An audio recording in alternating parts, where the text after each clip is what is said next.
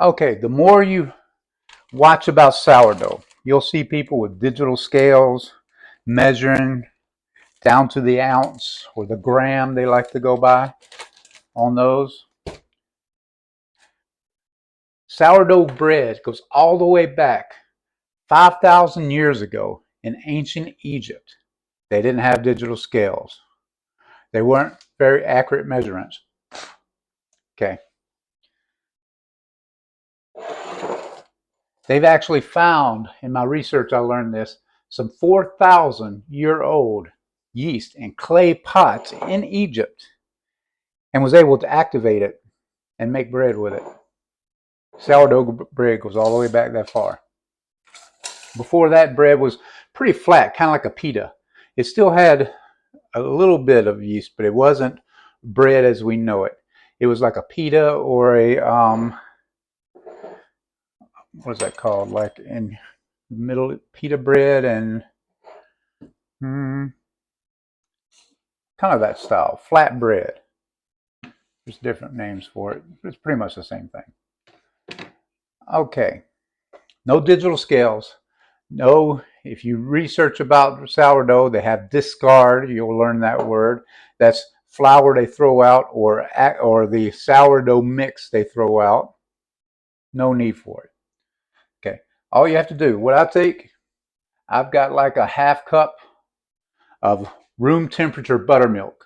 This is a kickstart. You could use just plain water if you want, but this is a Kickstarter.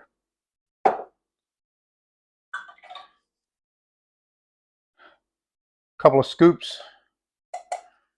Now this is bread flour. This is non-bleached bread flour. Okay, just a couple of scoops. Don't have to measure it. Don't have to weigh it. I'm going to take and stir it up using a wooden chopstick, not a metal spoon or fork. I was using a wooden spoon, but a lot of it sticks to the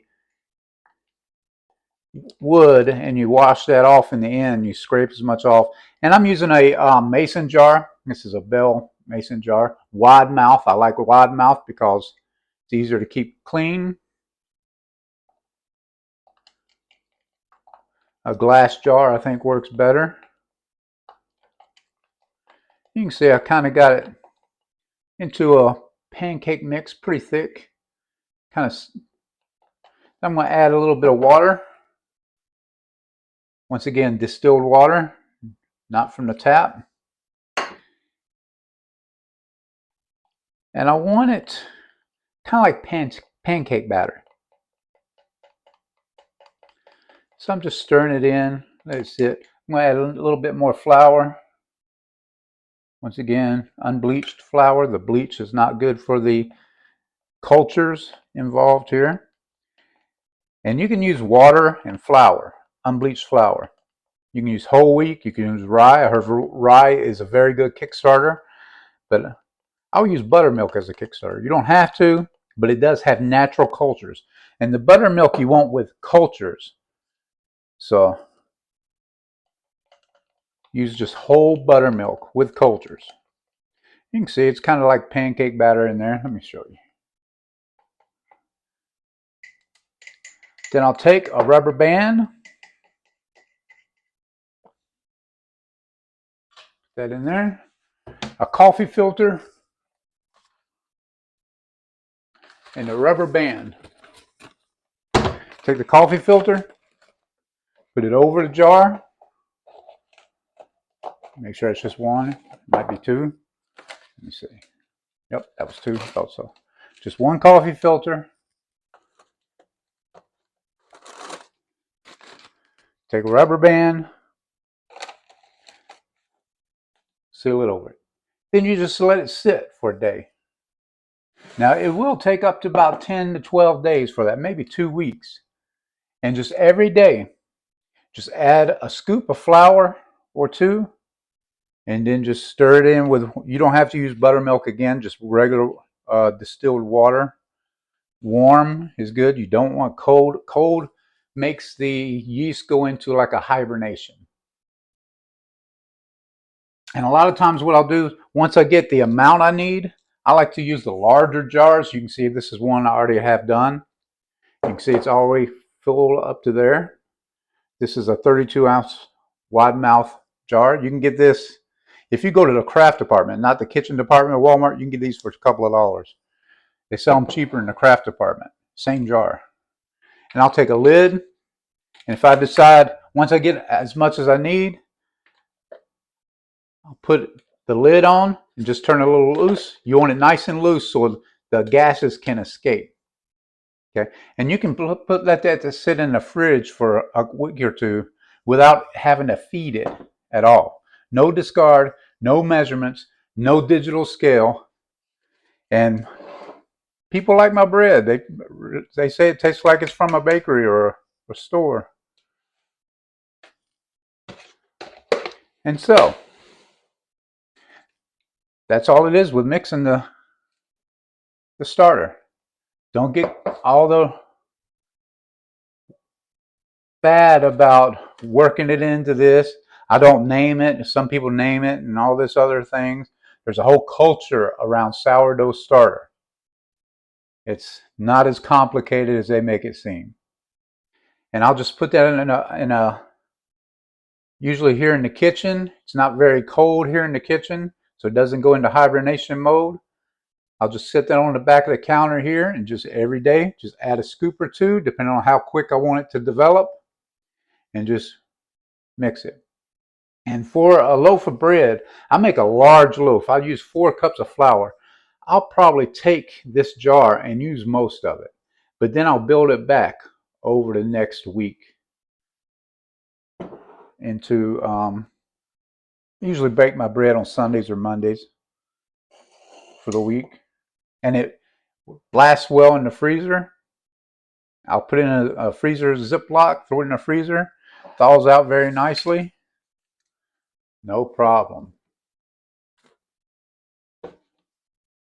Okay, so that's it for making the starter. Now we're going to make the bread. Glass bowl, this is a larger one for my sourdough because like I said, I use 4 cups of flour. Let me zoom in here.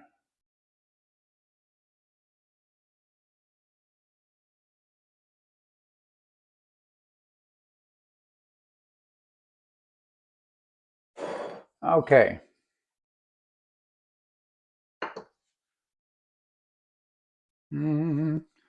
Put this back in there.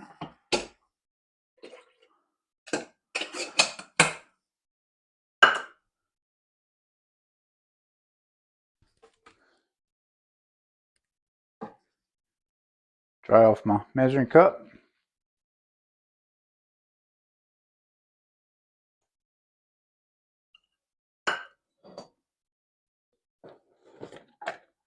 Take my lid off my starter.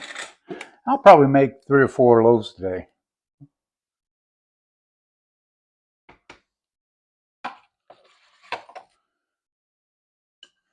Okay, so I've got my non-bleached, this is actually bread flour. It makes better.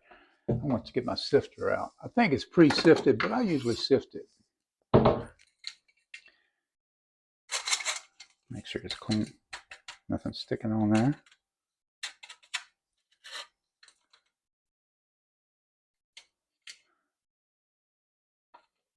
One, 2 cups, and I don't smush it down into the measuring cup. Just kind of let it go natural, and then sift it in. Now for my whole wheat, I'll make a smaller loaf. I'll use probably 3 cups of flour. It's just not as large. And once you get this mix, you're going to let this sit and activate for a couple of hours. Let it rise in the bowl for 2 or 3 hours. I'll probably make this sourdough tonight, actually. And film it for you. It's 2, 3,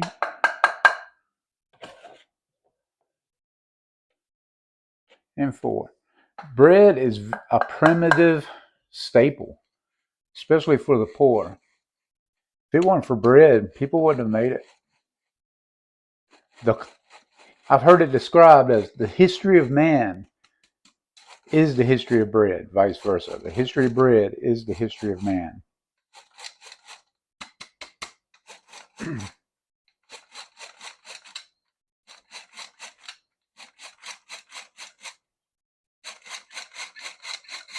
And like I said, this bread flour is very good. It's pre-sifted actually. And so the whole wheat, I'll still have some clumps in there I'll discard, but this usually comes out pretty clean. Got a wooden spoon here. I'm going to take and kind of level it out. Then I'm going to take my sugar, activates the yeast inside my sourdough starter. Put that over here. Just got a Ziploc full of sugar here. And this is just table sugar. 1. And for 4 cups, I use 2 teaspoons of sugar and 1.5 tablespoons to 2 teaspoons of salt.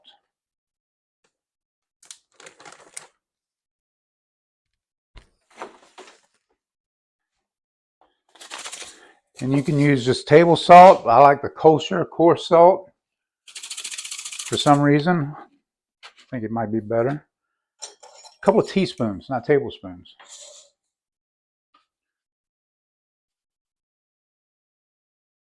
There's 1.5 to 2. I'm just going to spread that around on there.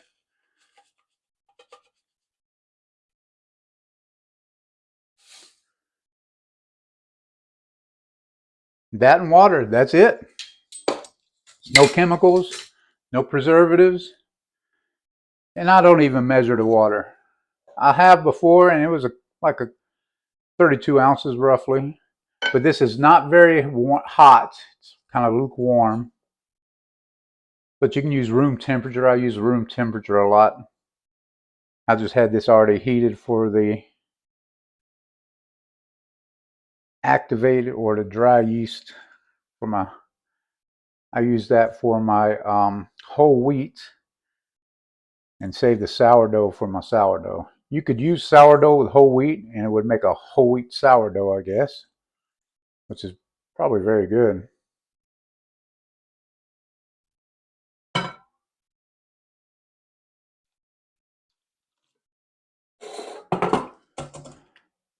You see, add the water, stir it around a bit. And you want this kind of sticky. You don't want it as thin as maybe a thick pancake batter. And I try to get all the flour off the sides.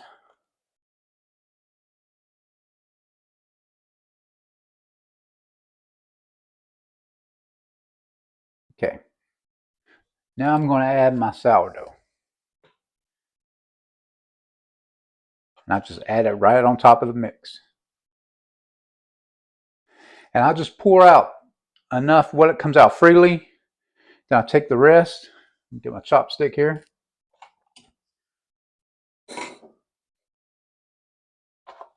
Here it is, my wooden chopstick.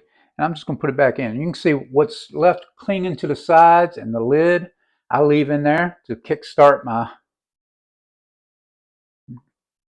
sour starter for next week.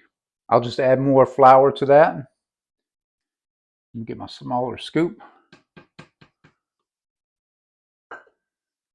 Ooh. I'll use a tablespoon. I'll see my other scoop. I usually keep a scoop in there. You can see I don't usually measure, but I'm just using a couple of tablespoons here. That's 3 mounded 4 tablespoons. Then I'll take and stir this up, get it all off the sides and the mouth.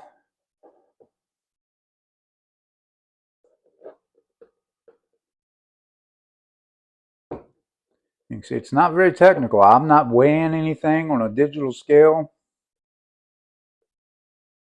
I'll add a little water to it. Room temperature, maybe lukewarm.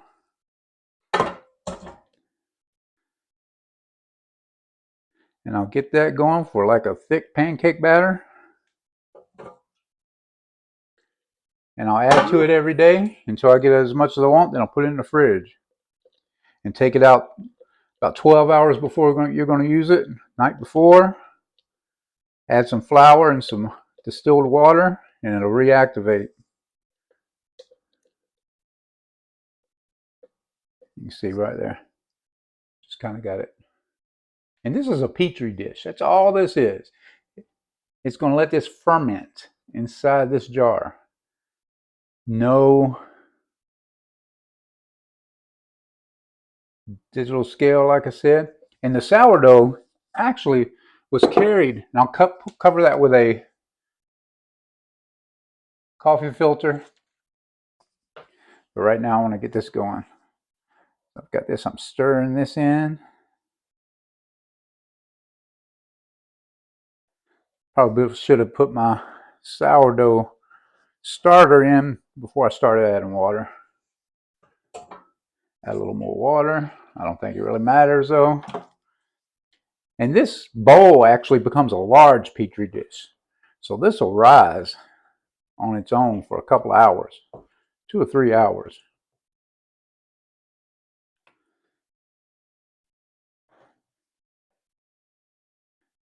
Getting kind of thick. I think people call it tacky. I'm going to add more water. I got some flour on the bottom. I'm kind of stirring in.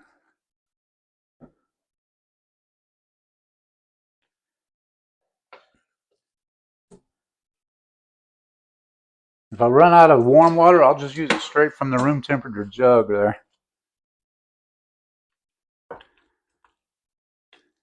Yeah, but this turns out a lot better than I thought it would the first time I used it. First time I made it. You can use white just by using the yeast from the store and just using the bread flour on its own.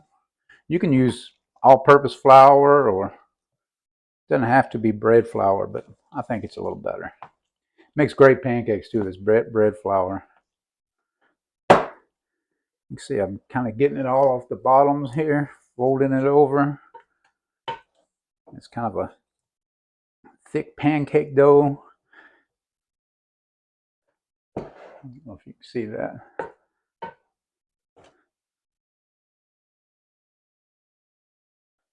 And it says mixing air into it. I think it helps the yeast activate. And this yeast will feed on this flour here, and this will rise over time. I'll take this and scrape this off and put it in my jar here for next week.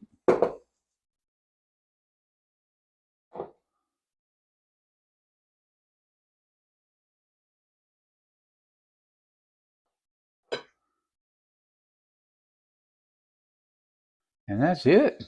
I'll cover this with sometimes I put a little water on the towel, sometimes I don't.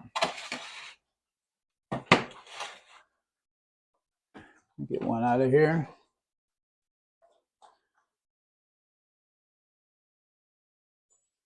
It's just a cloth, cotton towel, cup towel, my mom used to call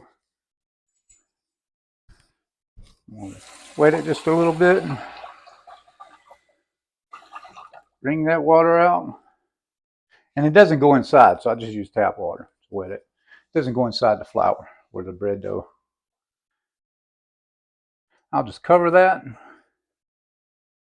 Put it across kind of tight because it will rise quite a bit. And I'll just leave that here in the kitchen for a few hours. Let it rise. Might edit this. All right. Sourdough. And like I said, there's not, at this point, your sourdough mix is just like making regular bread. The sourdough, what makes it sourdough is the fermented starter, which I said, like I said, it's not as mad or tough as people make it seem. You can see right here, see how much that rose? Remember when I put it in? You can see the big bubbles in there. That means it is activated. So I'm going to get a wooden spoon. Once again, I try not to use wood or metal. Plastic will probably be just fine. Got my flour here on my board. And this is a larger loaf, so if you're not careful, it'll run right off the board on you. Dump it on here. It's got a lot of air in there, which is good. It shows it rose quite a bit. Scrape the bottom. And a lot of times what I'll do is I'll add flour to the bowl, and whatever is left in there, I'll put in my starter jar there.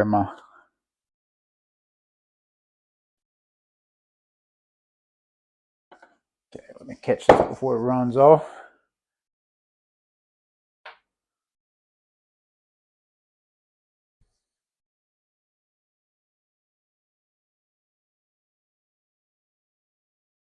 Put some flour on top. Flour on the hands. More flour in the cup there. And like I said, I don't measure any of the, don't have a digital scale. All I do is press it out just like they did 100 years ago or more. And right here I'm just kneading it, which means just pushing the air out. It makes for a better texture, I believe. That's why that's so popular. I got some more. Get out of here. The rest of it I'll probably just mix with flour and put it in a starter jar. Sprinkle some flour on my hands, put it on top. And you don't want it sticking to your board, so you can't over flour. But you can see how once it's on the flour, it becomes like pizza dough.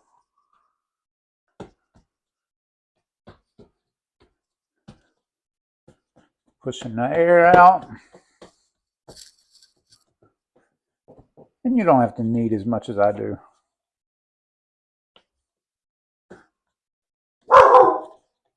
Dog's a bargain. My feet's not tired. It's my actual dog's bargain. Somebody must be walking by the door there. Rolling it up.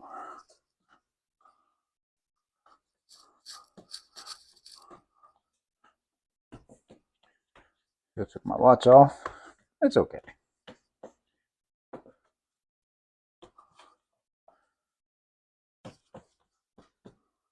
Take it off now.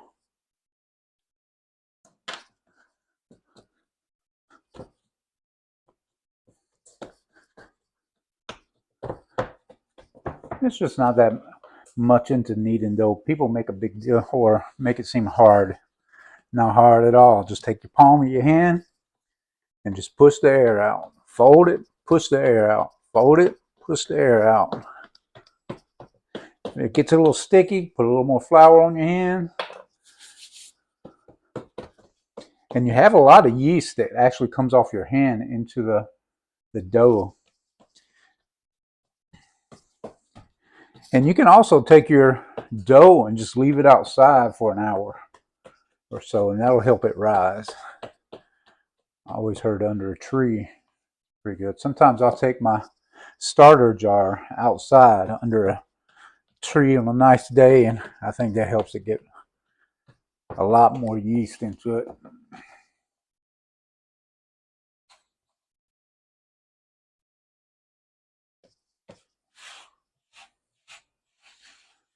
Flour around.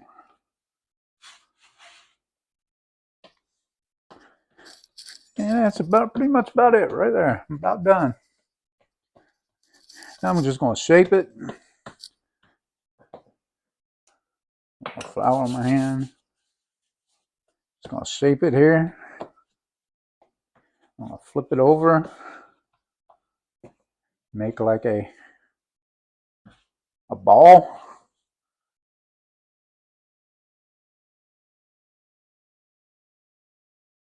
I'll squeeze that bottom together there. Some flour on the board.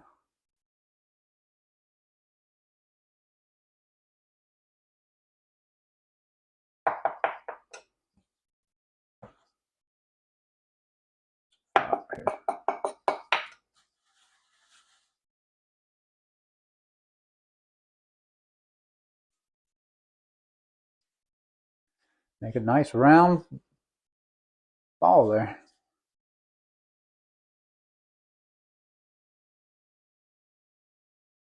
Got my pan here ready to go. Pull that forward. And I'm going to stick it in there.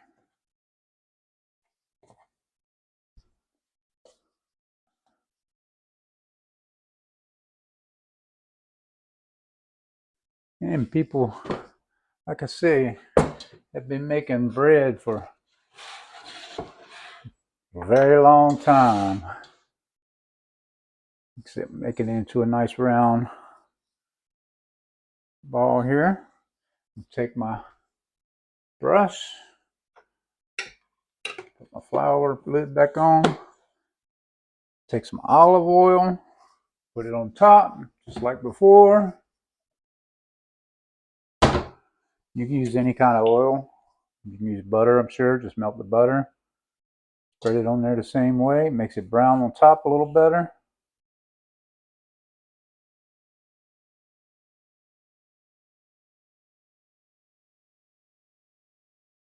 Kind of brushing that. I can take it off the bottom. Put it on there. Just think it makes it a little prettier. You don't have to. Like I said, you can do this in a Dutch oven on a fire very easily. All of our ancestors have done it.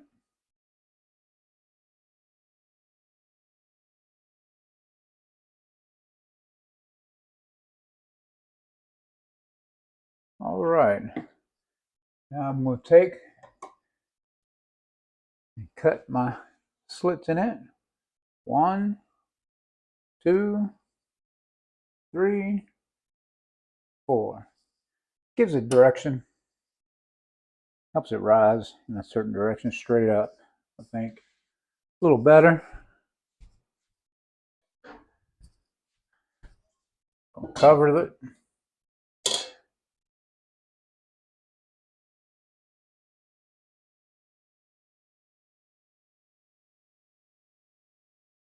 Open the oven. Got the middle rack. Got my pan on the bottom. A cookie sheet on the bottom rack. Just, I think it helps the bottom not get as hard on the bread. And I'm going to set my timer for 30 minutes.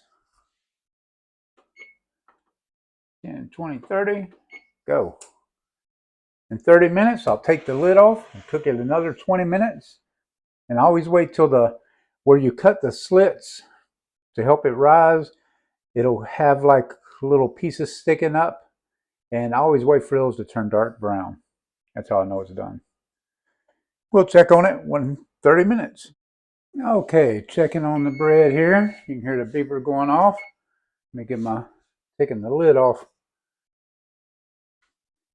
I'm gonna take my spectacles off, my reading glasses. They fog up anyway. They're no good once you open the oven.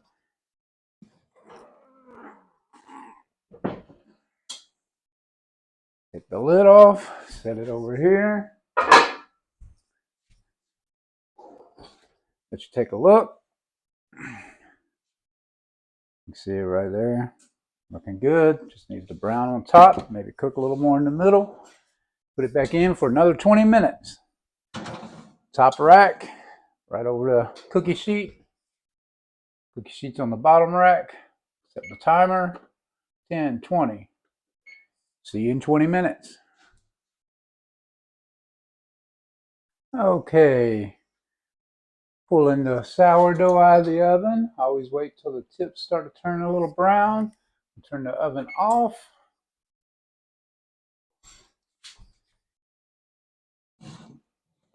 Not to burn yourself. And let me show how this looks here before I take it out. See it right there? Very good. Let me take it out of and it comes right out of the pan there. Put it on the rack, wire rack. Point down at it here. You see right there. I always wait for the little tips right here to start turning brown. I'll know it's done. And I'll let that sit there for a couple of hours and I'll show you when I slice it. See you in a couple of hours. Sourdough Once again, sourdough isn't as hard to make as people make it out to seem.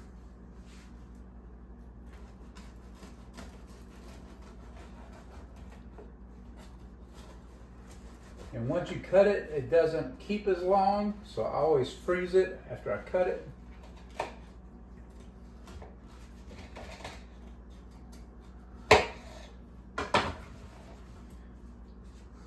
You can see right there. Perfect. This is JB saying, get outside and go wild.